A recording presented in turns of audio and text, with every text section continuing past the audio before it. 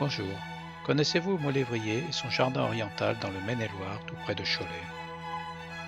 Eh bien, c'est dans ce petit bout de Japon en France, niché aux confins de l'Anjou, que je vous invite à me suivre pour découvrir le plus grand jardin japonais en Europe de style Edo, avec ses arbres en nuages, ses lanternes japonaises, son plan d'eau et sa torii.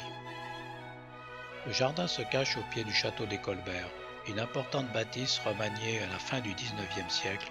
C'est maintenant un hôtel d'une vingtaine de chambres et un restaurant.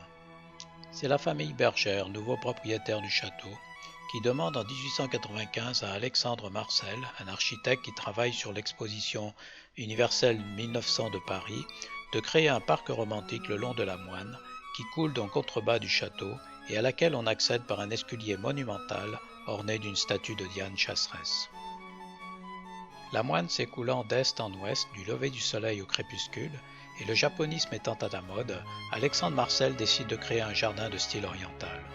On commence la visite du jardin par l'embarcadère, avec ses ifs taillés en nuages, et la barque prête à nous transporter dans ce décor d'un autre monde, qui sera reconnu par des spécialistes japonais comme étant typiquement un jardin japonais de l'époque Edo, XVIIe-XIXe siècle. L'ensemble s'étale dans un vallon sur un parc de 29 hectares le long de la Moine, où se mirent dans ses eaux calmes les arrondis des ifs, les hêtres, les érables, les massifs fleuris et les lanternes japonaises. On y trouve même un temple khmer récupéré de l'exposition universelle. Nos pas nous mènent ensuite le long du plan d'eau, vers un pont rouge et sa torii, portail traditionnel japonais séparant le monde sacré du monde profane. La couleur rouge souligne le caractère sacré du lieu.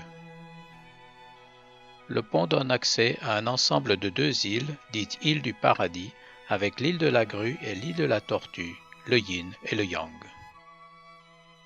Les bergères étaient férus de botanique et ont veillé eux-mêmes au choix des 300 espèces qui composent le parc, même si aucune ne vient du Japon.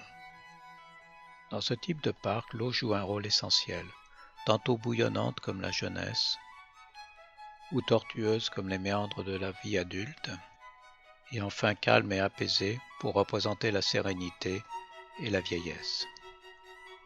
Un peu plus loin, c'est un rostre, cet ornement de proue de navire antique, recouvert d'or et posé sur un rivage qui suspend un point d'or au milieu des eaux. Vient ensuite un bel exemple d'if taillé en nuages, un lieu idéal pour se faire photographier. Nous voici revenus au point de départ, au jardin d'eau et des mousses, avec ses lanternes japonaises et son massif d'émeraucales. C'est ainsi que s'achève notre balade pleine de sérénité, non sans un dernier arrêt à ce pavillon plus de style normand qu'oriental, où l'on peut y déguster un thé. Je vous recommande de profiter de cette parenthèse japonaise au cœur de l'Anjou.